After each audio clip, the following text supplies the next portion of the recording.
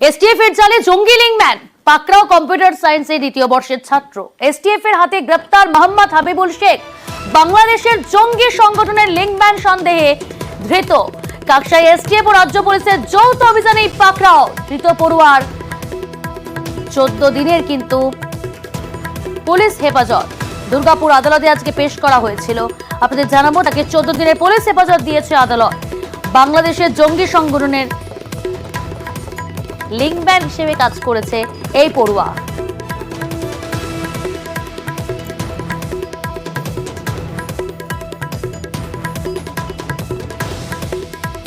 ইতিমধ্যে তাকে গ্রেপ্তার করা হয়েছে, অর্থাৎ এসটিএফ এর জালে জঙ্গি লিংম্যান, তাকে ধৃত পড়ুয়ার 14 দিনের পুলিশ হেফাজত। টেলিফোন লাইনে রয়েছে প্রতিনিধি অর্পণ। আজ আদালতে পেশ করা হয়েছিল, তাকে 14 দিনের পুলিশ হেফাজত দেওয়া হয়েছে। আর কি জানানো হলো? দেখো, মোহাম্মদ হাবিবুল্লাহকে আজকে দুর্গাপুর মহকুমা আদালতে তোলা হয়। সেখানে কাকসা থানার পুলিশ এবং এসটিএফ এর যারা আধিকারিক রয়েছে তারা কিন্তু পুলিশি হেফাজত চাওয়ার আবেদন জানান এবং দুর্গাপুর মহকুমা আদালতের বিচারক 14 দিনের পুলিশি হেফাজতের নির্দেশ দেন। এবং এই হাবিবুল্লাহকে পুলিশ নিজেদের হেফাজতে নিয়ে, এসটিএফ আধিকারিক এবং পুলিশ তারা নিজেদের হেফাজতে নিয়ে তদন্তের গতি এগিয়ে নিয়ে যেতে চাইছে। কারণ এর পিছনে কে বা কারা রয়েছে তার যে সূত্র, সেই সূত্র খোঁজার চেষ্টা করছে এসটিএফ আধিকারিক এবং পুলিশ। বেশ, অনেক ধন্যবাদ। আর এই নিয়ে শুরু হয়েছে রাজনৈতিক চর্চা। ভারত বিরোধী কার্যকলাপের অন্যতম আশ্রয়স্থল হচ্ছে পশ্চিমবঙ্গ। এটা এপিক সেন্টার প্রায় হয়ে যাচ্ছে। বাংলাদেশ বর্ডার সিকিউরড হয়ে যাবার পরে নেপাল, ভুটান দিয়ে কুচবিহার হয়ে বিভিন্ন জায়গায় জঙ্গিরা পৌঁছচ্ছে। মডিউলের সংখ্যা কোভিড কালের থেকে বেড়ে গেছে। একান্ত আবেদন, ভারতবর্ষের আভ্যন্তরীণ নিরাপত্তার স্বার্থে রাজনীতি বন্ধ করে সন্ত্রাসবাদের অভিশাপ তার বিরুদ্ধে রুখে দাঁড়ান। যখন বাংলায় অন্য দল শাসন করত, অন্য দল সরকার পরিচালনায় ছিল, তখন থেকেই কিন্তু জঙ্গিদের করিডোর হয়েছিল বাংলা।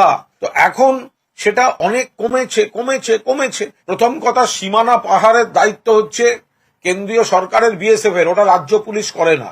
তারপরেও যদি ওই দিক থেকে এসে কেউ কিছু করে এবং রাজ্যের পুলিশ যদি ধরে থাকে, এটা 100% পুলিশের কৃতিত্ব। আর বিজেপি মনে রাখবেন, আপনাদের দফতরে, স্বরাষ্ট্র মন্ত্রকের দফতরের স্টেটমেন্ট, তাতে বলা আছে ভারতবর্ষের অন্তত 14টা রাজ্যে কোনো না কোনো জঙ্গিদের গতিবিধি, করিডোর, বাসস্থান এর অস্তিত্ব পাওয়া গেছে এবং তার মধ্যে কিন্তু বিজেপি শাসিত রাজ্যও রয়েছে, এগুলো ভুলে যাবেন না।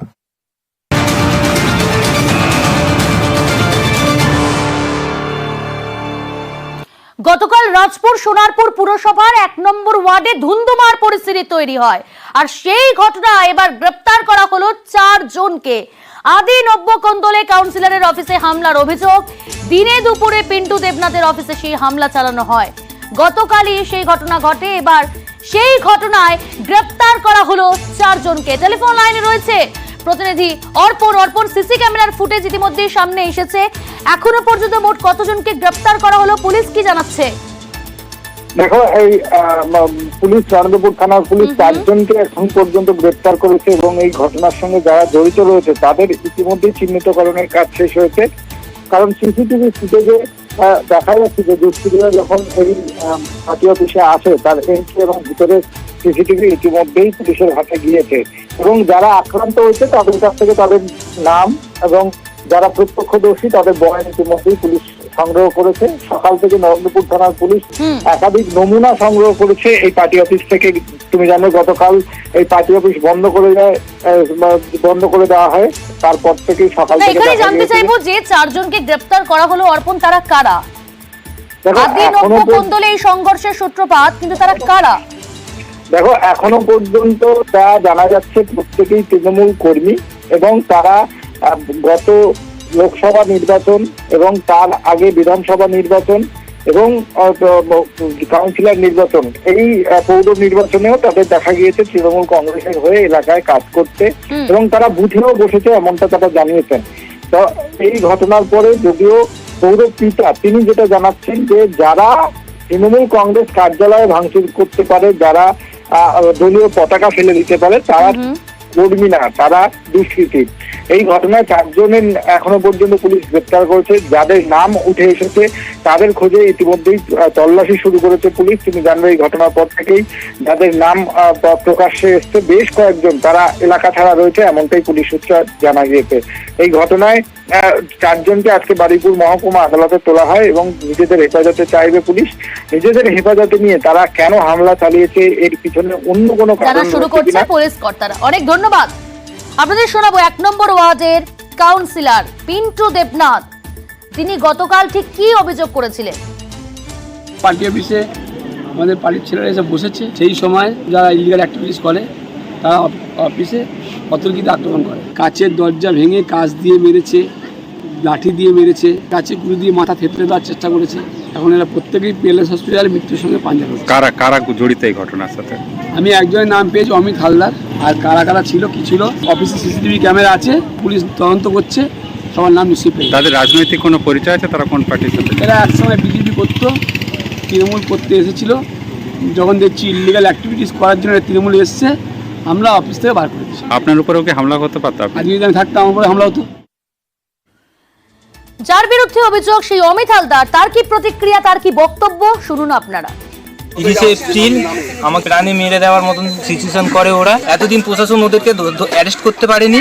পাড়া প্রতিবেশী যখন জানতে পারে যে ওই পার্টি অফিসে ওরা আছে, পাড়া প্রতিবেশী গিয়ে জনরোষে পাবলিকে ধরে ওদেরকে মারধর করে। কাউন্সিলর ওদেরকে সাপোর্ট করছে, আর ওই কাউন্সিলর পার্টি অফিসে কি করে থাকে ওরা বলছে যে আপনারা বিজেপি ওই তো সেইটাই এখন বলছে বিজেপি করি, আমরা বিজেপি করি, বিজেপির প্রমাণ দেখা। পিন্টু দেবনাথ যেটা বলছেন, আপনারা বিভিন্ন অসামাজিক কার্যকলাপের সাথে যুক্ত এটা রয়েছেন, মিথ্যে। মূলত কি এই জমিটা নিয়ে? এই জমিই নিয়ে, জমিটা কি দখল করতে চাইছে? জমিটা দখল করতে চাইছে। এটা কি আপনারা কাউন্সিলরকে জানিয়েছিলেন? কাউন্সিলর জানে, এমএলএ ম্যাডাম উনি অব্দি জানে, পুলিশকে জানিয়েছিলেন পুলিশ বিষয়টা? প্রশাসনও জানে।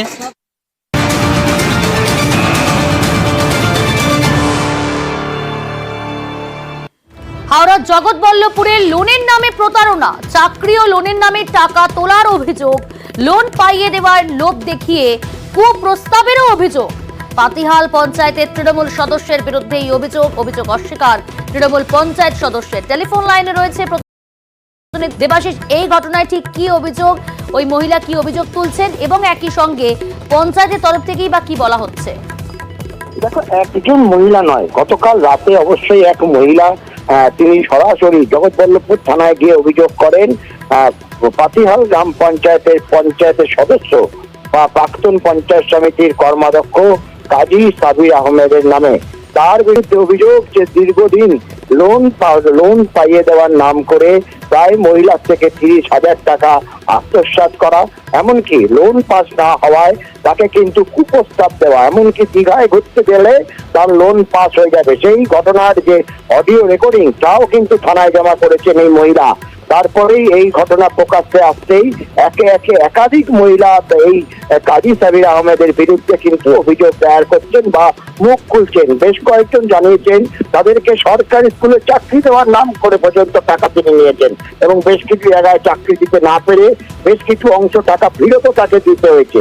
তবে এই অভিযোগ হওয়ার পরেই কিন্তু উত্তাল হয়েছে জগৎবল্লভপুর ব্লক। তার কারণ তৃণমূল নেতার বিরুদ্ধে এমন অভিযোগ যা কিন্তু সচরাচর শোনা যায়নি। সেই অভিযোগ হলো এবার জগৎবল্লভপুর থেকে পঞ্চায়েত সমিতির সভাপতি তথা তৃণমূল নেতা রঞ্জন কুণ্ডু তিনি পরিষ্কার দাবি করেছেন, যেহেতু থানায় অভিযোগ হয়েছে আইনি পদক্ষেপ নেওয়া হবে।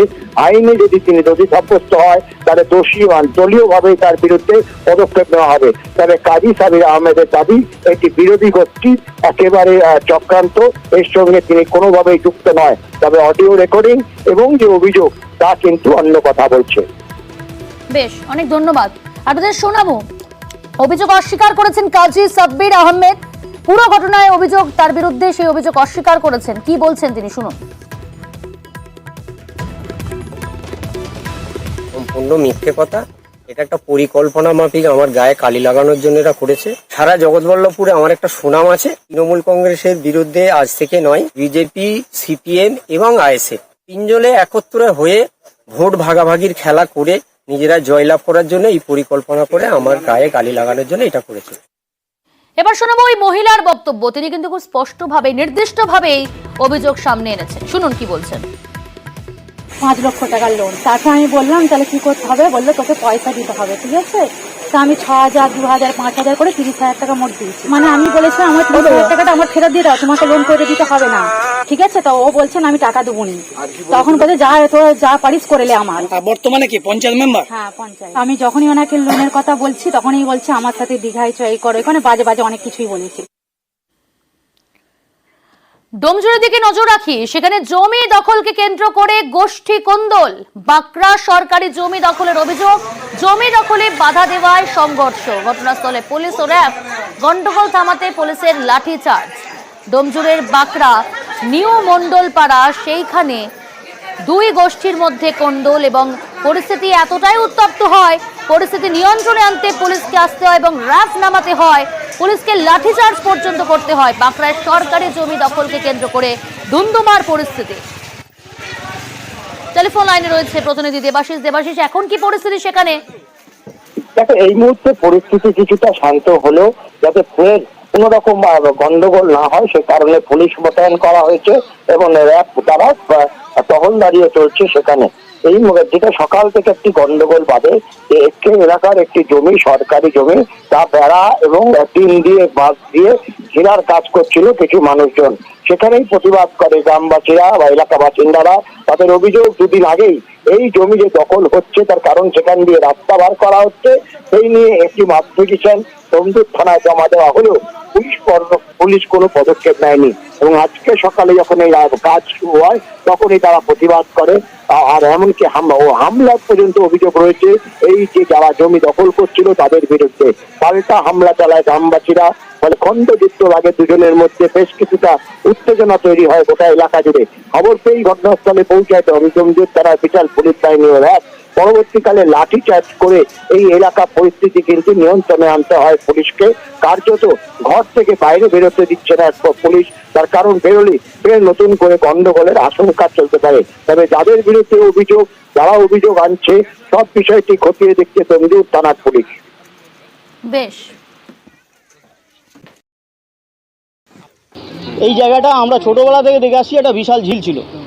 এই জলাশয়টাকে এখনকার আমাদের এই যে জমি মাফিয়ারা এরা এই জায়গা দেখছেন দখল করেছে, দখল করে রাস্তা তৈরি করে মধ্যখানে দেখছেন যে জায়গাটাকে বেচবার চেষ্টা করছে। আমরা সরকারকে জানাতে চাই যে জমি যদি অ্যাকোয়ার হয়ে থাকে তো সরকারি জায়গা কি করে বিক্রি হচ্ছে। আমরা সেই জন্য প্রতিবাদ জানাচ্ছি যে এই জায়গাটাকে যাকে বাঁচানো যায়, একে সংরক্ষণ করা যায়, এই জায়গাকে ভরাট করা যাবে না। দলিল কি করে বেরোলো এই অভিযোগটা আমরা কমপ্লেন জানিয়েছি থানাকে, থানা এবং প্রশাসন সেটা ইনকোয়ারি করে দেখবে। আমরা চাই এই জলাশয়কে বাঁচাতে।